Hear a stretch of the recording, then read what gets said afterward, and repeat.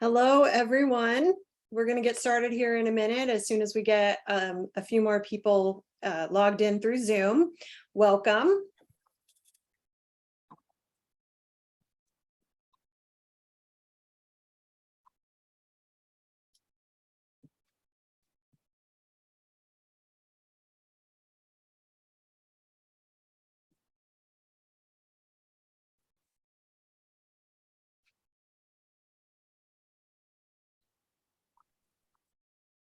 All right, let's get started. Hello, everyone, and welcome to today's BizEssentials webinar. I'm really excited to have everyone with us today. I am Amy Stark. I'm the Director of Administration for FCSI the Americas. I am also the person in charge of all of our education provider program activities and credits for our continuing education units. So please remember that these webinars are part of our CEU credits program and are available offline if you would like to, or not offline, later. If you would like to look at one of our videos from this series in the future or watch it again, they are available on the FCSI YouTube channel and through the FCSI website. So for today, if you're interested in asking questions or as you go through the webinar, if you have some things that pop up in your mind, please do use the Q&A feature at the top of, or at the bottom top of your screen for Zoom, and we'll be able to watch that come in and we can ask those questions to April. We're going to first start with a welcome to John Beagle from Totalhr. They are our sponsors for today's webinar, and so we're going to give John a few minutes to talk to us and thank him for his participation and sponsorship of our series. Yes, absolutely, Amy. Thank you for letting us be here. So just kind of wanted to run through a little bit of an overview about who you guys all know who Totalhr is on the walk-in side, but just a little bit of a kind of revisit of who we are as a brand and again, who our parent company, as you see on here, every step of the way is the company that actually owns the Totalhr brand, as well as some of our other brands that we'll talk about here real quickly. So we'll kind of jump into the next slide here. And again, we have a couple different segments within the Average brand. Again, for our food service business, Totalhr, you guys are all aware of who that is, manufacturer of panel walk-ins, 3 production facilities across the country. And then also our ICS brand with our 2 factories from the one-piece standpoint. So that's generally the outdoor one-piece boxes that are delivered all at one time. Again, a little bit different than the Totalhr piece together install process, but all come delivered one piece. And then also our PrepRite brand, which is mainly blast chillers, pizza prep tables, vacuum sealers, and vacuum sealer bags, as well as our sous vide circulators. So again, kind of 3 brands within our food service section that all fall under the Average kind of umbrella.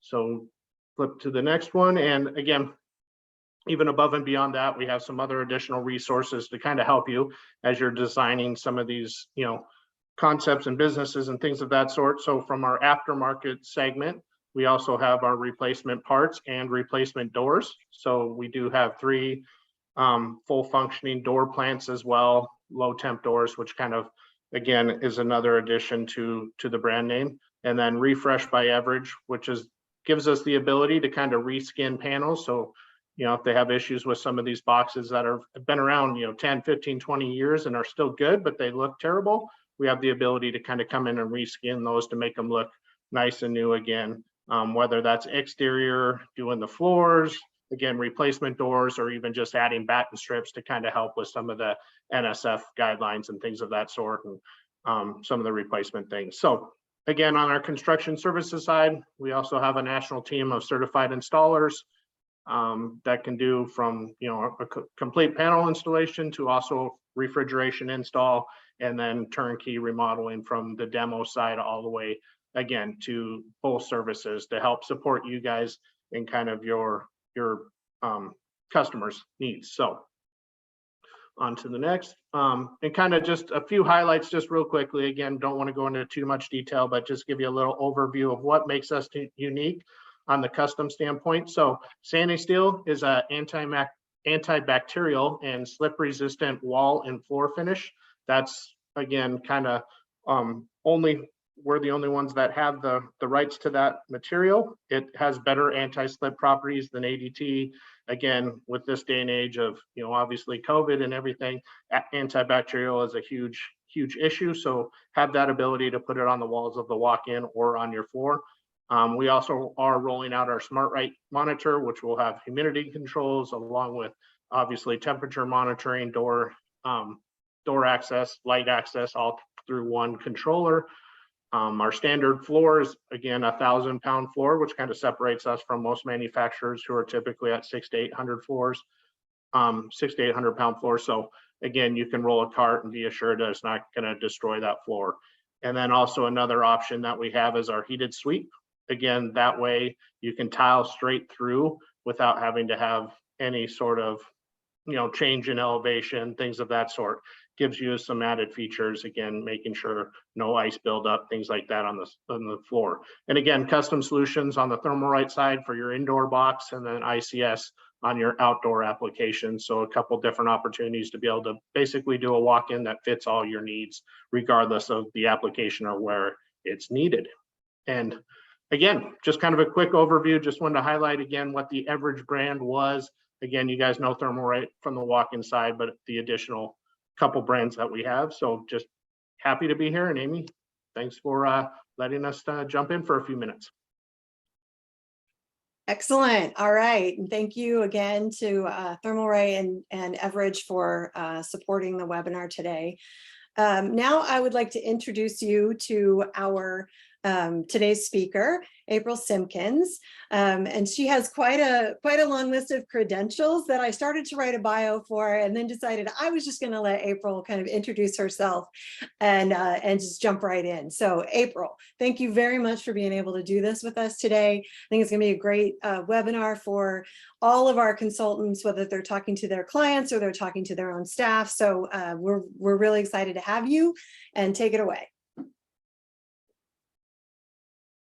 Thank you. One thing that I am going to add is that I'm getting a signal from my computer that says it's a little unstable on Wi-Fi. So just put in the chat if you need me to repeat something because I froze or anything like that.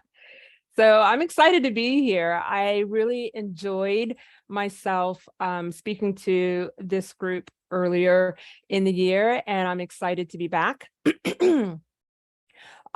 Today I'm going to talk about job descriptions.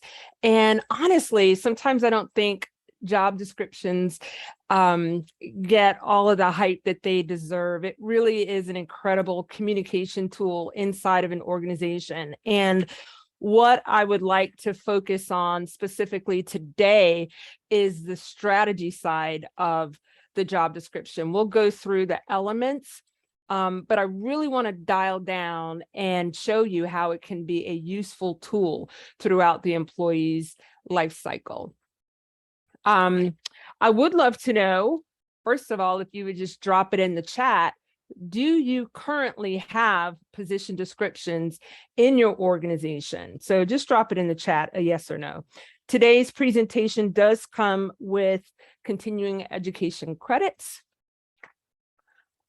So let's move forward. I did drop a few points about myself. I have a little over 30 years of human resources experience. I am currently the Chief Human Resources Officer for a fast-growing national company, and we work with a good number of clients, and many of our clients are in the food industry, and so I'm quite familiar with the needs of restaurateurs when they are managing their people. And so even throughout today's presentation, I'm going to use the example, the sample position description for a kitchen manager. And I had that dispersed. If you did not get it, I apologize. We'll make sure that you get it after today's presentation. I'm going to be using that as our joint example. So if you have questions as I'm going through the material, we will use that as our example when we're talking through the elements or how to use this communication tool. In addition to the 30 years of experience and working with many, many businesses in a variety of industries, I've been recognized through awards for both my work in human resources and also my business acumen. And so again, I'm excited to be here. I listed at the bottom that I'm an avid runner and an athlete, and I'm telling you, every chance I get to brag about running the New York Marathon this past November, I take that opportunity. So that was my humble brag to say I'm a good runner. This is the agenda for today. I'm going to start off with why job descriptions are vital. We'll just kind of push through the elements of a job description. I will cover how it fits into the employee life cycle. And then we'll look at the intersection of these job descriptions and the Great Resignation, which started somewhere in 2019, got accelerated through COVID, but we are still seeing people leave in good number and not return back to the jobs that they had either pre-COVID or pre the Great Resignation. So we'll talk about how job descriptions play a role in that as well.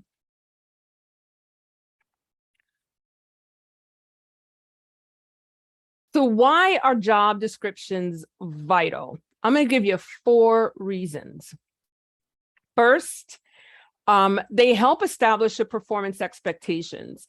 I mentioned even in the title of today's presentation that it's a communication tool and a game changer. And it's a document that is introduced all the way at the beginning of the employment relationship, and that would be at the interview. So it helps to set those performance expectations.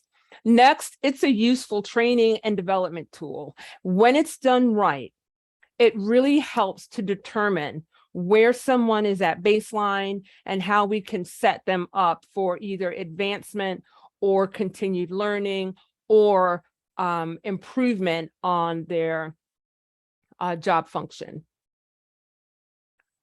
Third, job descriptions are great to use for outlining your standard operating procedures. And I'll get into the nitty-gritty on why standard operating procedures can save you in times like now when we're having difficulty filling positions. But your standard operating procedures can work hand in glove with a well-written job description.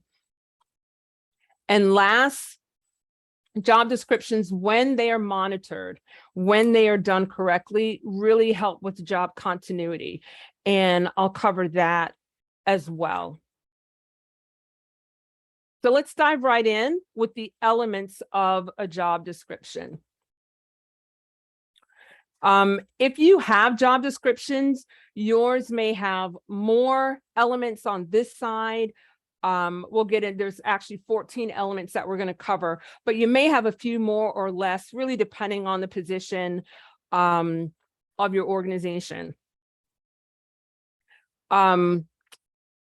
When we are looking at the screen, you'll see that we start with position title. And I can tell you, position titles don't carry as much weight as they used to. And that's because a kitchen manager for fine dining might have completely different functions from a kitchen manager of a small diner.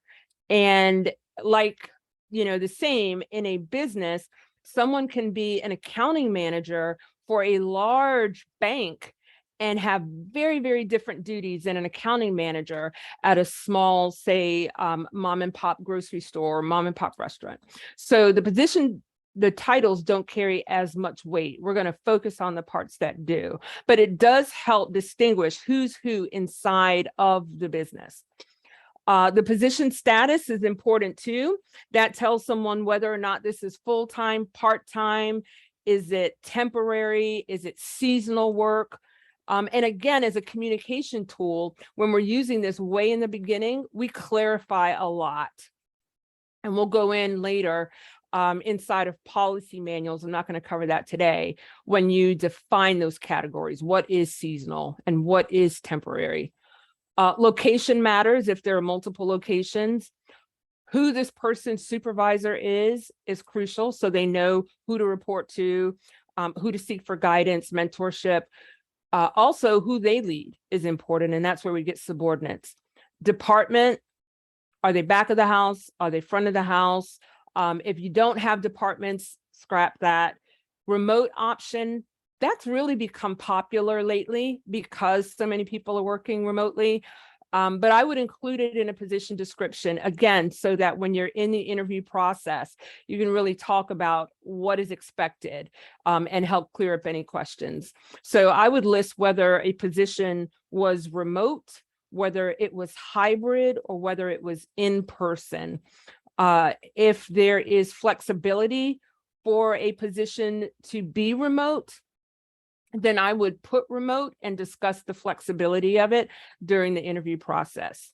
Sometimes I'll class out benefits because the owner or founder of a company might have different benefits than managers or supervisors who have different benefits than non-manager or general employees.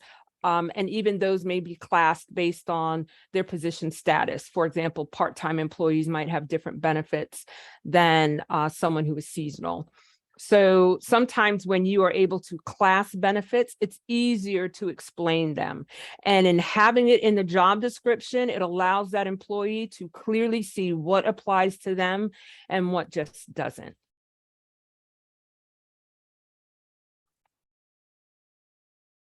The other elements of a job description include the summary. And this is really where it all starts in the explanation. And we pull a lot of language from the summary when we're doing advertisements for a position. Why does the position exist? What is it supposed to do? What does it contribute to the organization?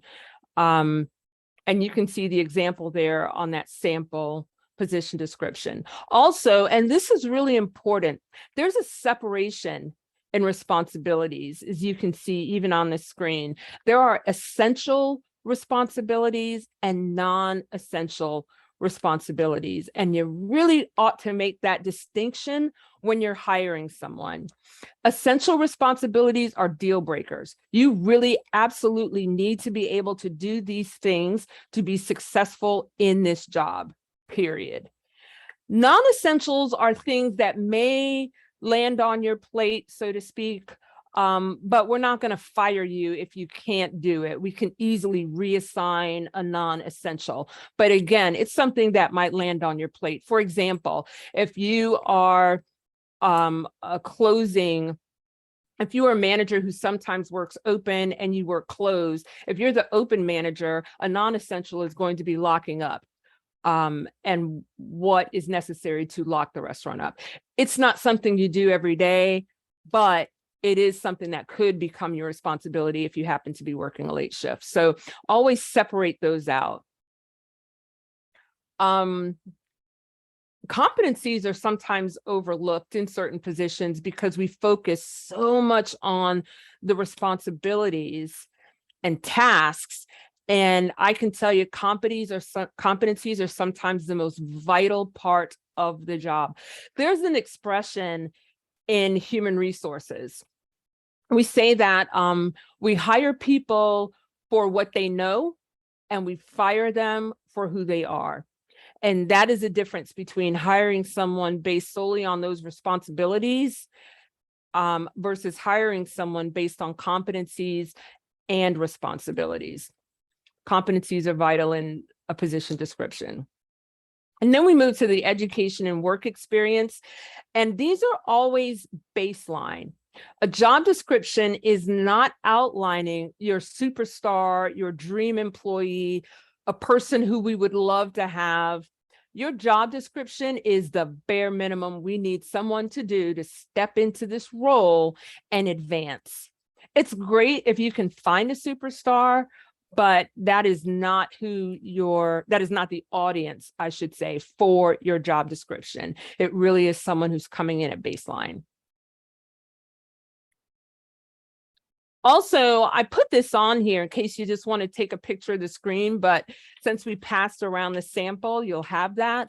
The physical demands and working conditions are really essential to include. Again, when you're sitting and talking with someone, whether they work in food service or they're working in an office setting, or even if they work remotely, it is crucial to tell them what physical demands may be involved in successfully doing that job so that they can prepare or discuss with you if there's something they just can't do. And you maybe can figure out a way to either accommodate them, or you will both come to the conclusion together that this may not be the best role for that person. For example, this is a kitchen manager position, but we've also included that this person may need to use the computer. They may interact with customers.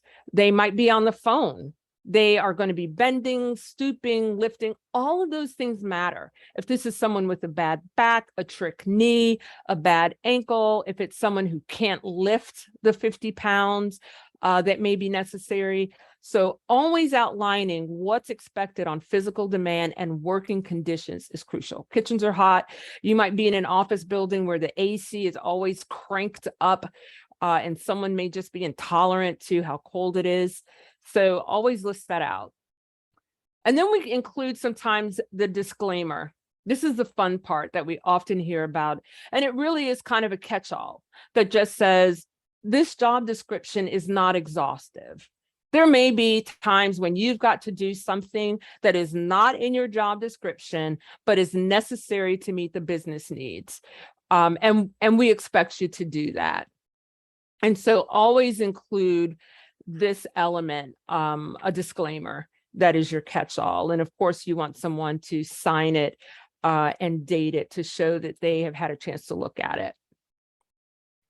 So that's kind of the elements of a job description. And again, you have a sample, so we'll be referring back and forth to that as we go through the rest of today's presentation.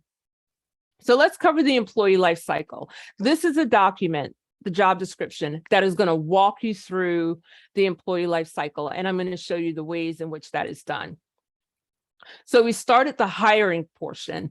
The job description is used in the hiring process for a number of reasons. One, it produces the language that we use to advertise. And always refer back to that. I know we can say something off the top of our head. We may use something that's not as descriptive, but go back and pull directly from that position description. Again, you want it to tell that applicant what is expected of you and what they can expect from that job. The position description can also be used to filter and sort through resumes. So if you know that in order to be successful in a role, let's say it's a bookkeeping role, if you already know that you need someone who is proficient or certified with QuickBooks, and that's in the job description, it's very easy to then filter through those who may not have that. It doesn't have to always be a deal breaker, and I'll get to that as well, but certainly in your first pass on those resumes, it is going to help you filter when you've got that position description as a guide. It also helps you to formulate interview questions. And I'm often asked for interview questions by recruiting managers or supervisors who are trying to find talent. And they will say, April, give me some good questions, or where can I find some good questions? And that's really not the best way to look at this. What you are trying to find is someone who fits in to your organization, your culture, can do the job that you need done, etc. It's personal. I can tell you what you should look for, but those questions really should come from the job description, which means they're going to change according to each position inside of your organization. We're not going to ask every single person the same generic questions. We're really trying to find something out. And this is just kind of an example. When we're doing those interviews, as I said, we sometimes hire people for what they know and then fire them for who they are. So I'm going to divide this into tactical questions and then behavioral questions. So if I'm looking at the job description that's in front of you, and I'm trying to formulate questions that are going to make sense for the kitchen manager at ABC restaurant, I might say this. Is there an oven or stovetop that you believe is the best to work with? And can you just tell me why? Because what that's going to tell me, if you looked at the bullet points on essential responsibilities, is number 2. We're talking about kitchen equipment, it's maintenance. So I want to get an opinion from him, and it's really going to tell me about his experience or her experience, their knowledge. I might also say, tell me about a time when a food shipment didn't arrive. What did you do? Because part of their job is maintaining those inventory levels and staying within budget. So I'm going to listen very carefully to how they would have handled that. I always want to hear historically how you handled it, not how you would handle it. If it's not a situation you've encountered, then I would expect someone to just say so. Here's a sample behavioral question. And this is, of course, focusing on those competencies. Walk me through a time when you had to terminate an employee. Tell me what happened. And now I'm listening for their leadership skills. I'm listening for how comfortable they are with working as a team. Do they make sound decisions? Another question. What do you do when an employee does great work, but they're just too slow? How do you handle that? Again, I'm testing for competencies. Do they blow up? Do they get angry? Do they terminate them right away? And I'm going to determine based on those answers if that's going to work inside of ABC Restaurant. Also, the position description can be used for training. It can be used to help determine skill gaps and also to create a development strategy that aligns with the company and industry standards. I love using the position description for training purposes. It becomes part of the onboarding strategy. So when we're onboarding someone, which takes a bit of time, we can't teach them everything day one. So creating a development strategy using that position description is key. Do they need to know this right away? What things do they need to know, but can wait a moment, etc.? So when we're determining the training and development needs, in order for a supervisor maybe to advance into a kitchen manager's role, when we're talking about development, there are a few things that we can do with these job descriptions.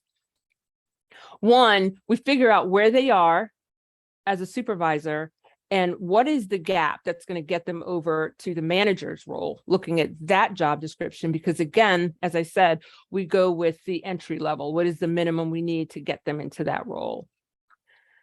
Next, we then use that to develop some kind of action plan and timeline. And then third, we would allow them to shadow, again, using that position description to make sure that they are learning all of the tactical and competencies that they need to be successful in that role.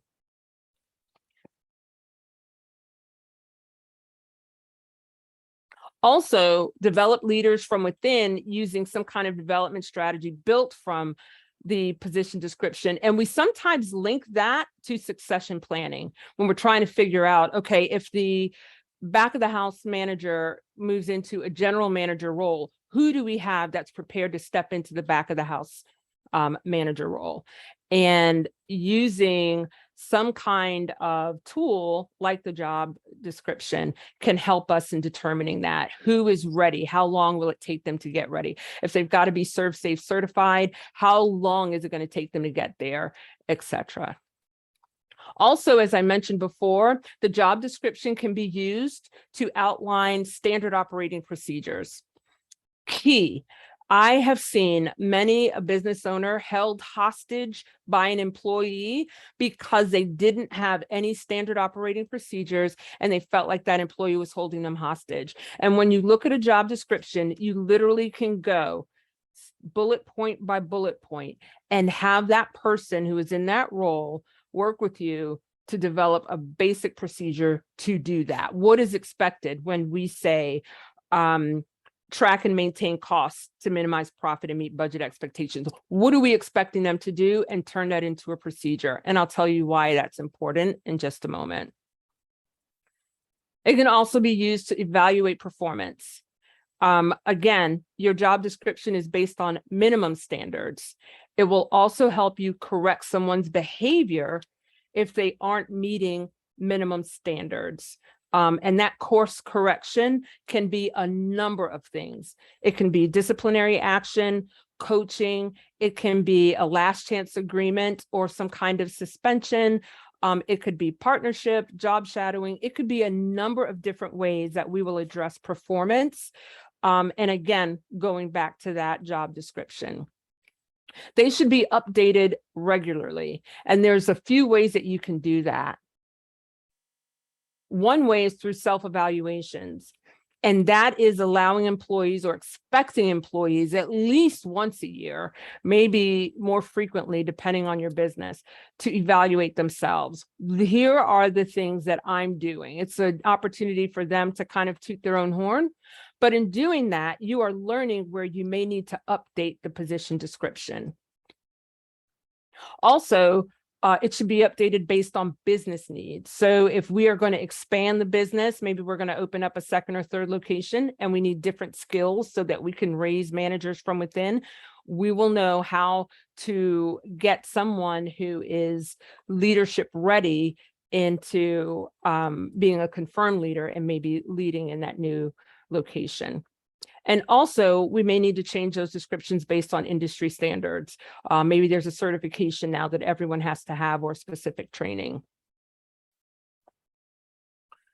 And using the job description during the termination process. This is really important because the job that you have may not be one that you need to fill. And I see this very often. We're so accustomed to having someone in that role that when that person leaves, we instantaneously think we've got to now fill this role. You may not. So once you take a look at that job description, you'll be able to determine based on the essential and non-essential responsibilities, if you need to fill it, or if you need to take some of those duties and divide it amongst the team that you have.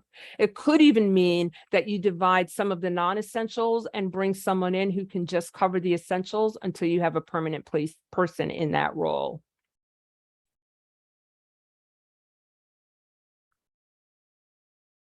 Also, what we call a needs analysis. And that really is where you're going to examine whether or not the role can be blended with another one or just eliminated altogether. And the needs analysis should be based on the company's phase.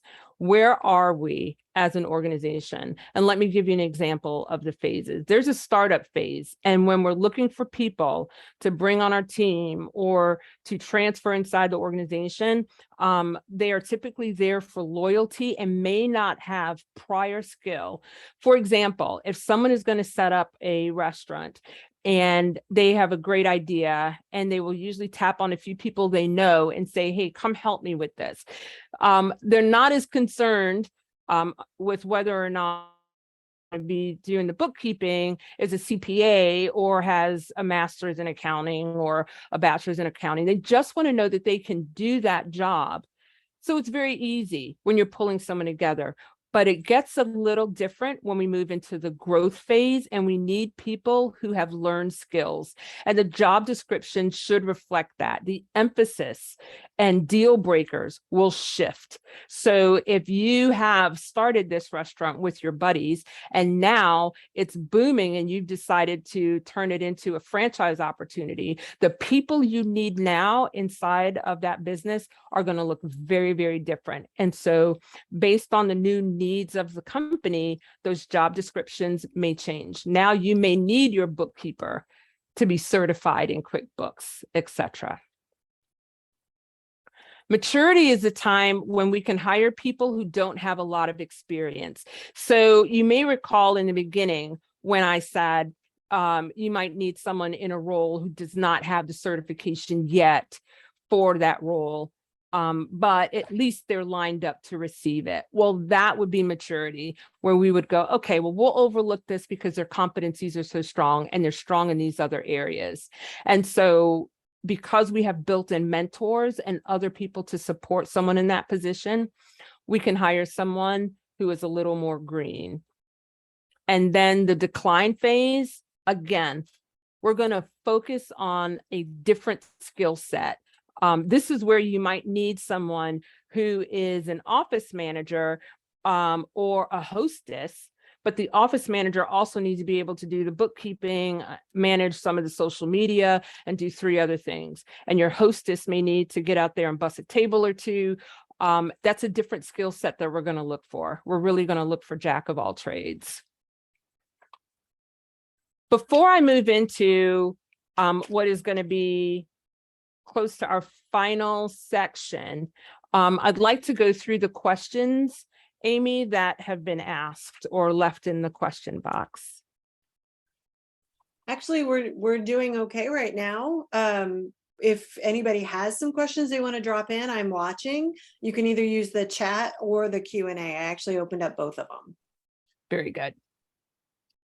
I'm going to tip into conversations around reasons employees leave, which are tied to the Great Resignation.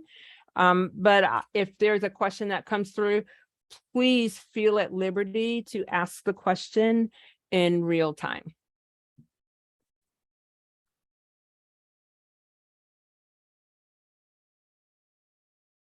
I really thought it was important to tie this single element, since we're talking about job descriptions, to the Great Resignation, because there's so much movement right now with people leaving organizations. So many businesses in varying industries are struggling to find people and are often asking why. And the clarity that a job description brings is vital in the search for someone to come work on your team. So I'll start off with the first reason. People, and you may see this and hear this in a number of different venues, either social media or through written article. These 4 that I'm going to cover were all part of a Pew Research article that was published in June of this year.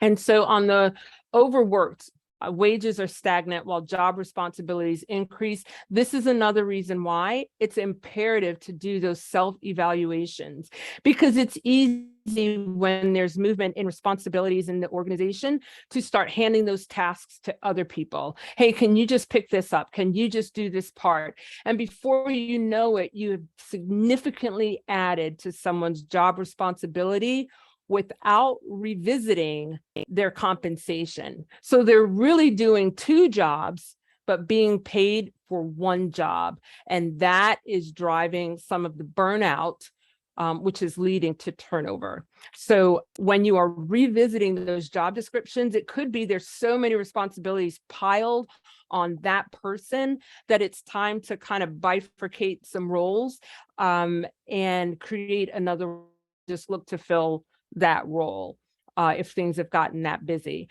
But be very, very careful about constantly adding responsibilities to someone's plate and having them sit there permanently without revisiting their compensation. And this also matters when you lose 2 or 3 people and the work then is piled on someone else, or the new person comes in and they are given the work of 3 people that they now have to perform. So be very careful with the overwork. It causes a high level of burnout. Leadership. I cannot stress this one enough. I know I've said it once or twice, but I'm going to say it again. You have got to train people, especially those in leadership roles, on competency, hire for competency. We've all heard the expression, people quit managers. They don't necessarily quit businesses, unless the business is maybe really bad, but people quit managers. And so the better you train your leadership, the more you will positively impact retention. And one of the ways to do that, and I know I keep going back to this, is to make sure you are clear in the competencies, specifically soft skills, that leaders should have. Secondly, is to build in those mentorships. Have leaders who can also support and train.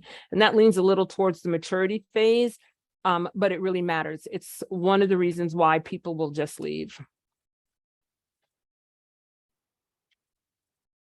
Miscommunication. The job performed is different than the one that was advertised. In other words, the job that they applied for. This happens very often. And, I'm not saying it's done intentionally, but it can happen when the job description hasn't been updated. And so we've got this job description that's probably 4 or 5 years old, and we've hired someone in after we've given that other person duties after duties after duties, and the role doesn't even look the same. And now we've hired someone into that role. We assume that they're doing what's on the job description, but they're really doing so much more. It's one of the top 5 reasons people will leave. What is communicated when they are applying for the job does not look like the job they are now performing in the organization. So again, update the job description. It is a key communication tool. And the last point that I'll make here is stagnation. And I hear this a lot with businesses that are small, and they will say, April, there really is no room for advancement here. There's only one person who can be at the top, and I'm it. Or, there's only so many managers. And the challenge with that is you are, in essence, saying, welcome to your dead-end job. And there are people who just aren't looking for that. There are some people who just look at a job as a way to make money, to live their lives. But there are some who really are looking for opportunity and personal and professional growth. So here's a way that can be addressed. When you're looking at someone's role, let me go back to the example I gave of a supervisor in the kitchen who might want to become the kitchen manager. This person can develop right where they are. Maybe they go get their ServSafe certification. It advances them even though they're in the same position. Maybe additionally, they are cross-trained and begin to learn front of the house and not just back of the house. Again, it makes them more valuable to the business, but it also increases their knowledge and experience. It's advancing them right where they are. And those opportunities should be sought out unless you specifically have someone who is not really that interested in advancing. And that happens. It could be a college student who is satisfied and doesn't want more responsibility because they're trying to keep work-life balance. It could be someone in your business, and advancement might mean, promotion might mean more travel, and that's not something they want to do, or working later nights, it's not something they want to do. So everyone isn't looking for advancement at the same time, but it should be an opportunity there should be opportunities for people to just grow where they are. And that lack of stagnation will often lead to retention. So I'm going to go through some final tips. And then if there are any questions, I am happy to answer those questions. And if not, thank you so much. And it would be great sharing my knowledge with you. Again, today's presentation comes with continuing education credits. So looking at our final tips, number 1, as I said, pay close attention to the self-evaluation, and it should be matched against the job description. It will show both you and that person where their growth has been year over year. Whenever there's an opportunity to add new responsibilities, if that's something that they're interested in, do that, but then correct their compensation. If they get that ServSafe certification, do they get a little extra pay or a little extra benefit? Include soft skill competencies in that job description, especially for your leaders. Interview and evaluate candidates accordingly. Use behavioral interviewing. Set them in a scenario and just listen for how they would manage through it. Do not feed them information. Do not say things like, well, around here, we prefer someone to do it blank. Is that how you do it? Avoid that. Ask a question that's open-ended and listen carefully. Are they managing that the way that works with our business and our culture? If the position descriptions aren't updated, then the one that you're proposing may not be the one that person is going to show up for on day 1 in work. So updating these position descriptions is vital to job satisfaction. I want to know exactly what you're expecting me to do, and I need you to communicate that, and this is the best way to do it. Again, and lastly, and I repeated this earlier, allow employees to grow where they are if there's not opportunity for upward mobility. And in this day and age of people going through the Great Resignation, that is key. If there's no room for advancement and someone has kind of become stagnant, they could literally leave your employee, go to work someplace else, and just automatically get a pay raise just because of the challenge we're in with finding workers. So if you're able to give them opportunity for growth and advancement where they are, they may stay, and it's a great retention strategy. So that's all I have for today. If there are any questions or comments, please drop them in the chat. Other than that, I will bounce it back to Amy.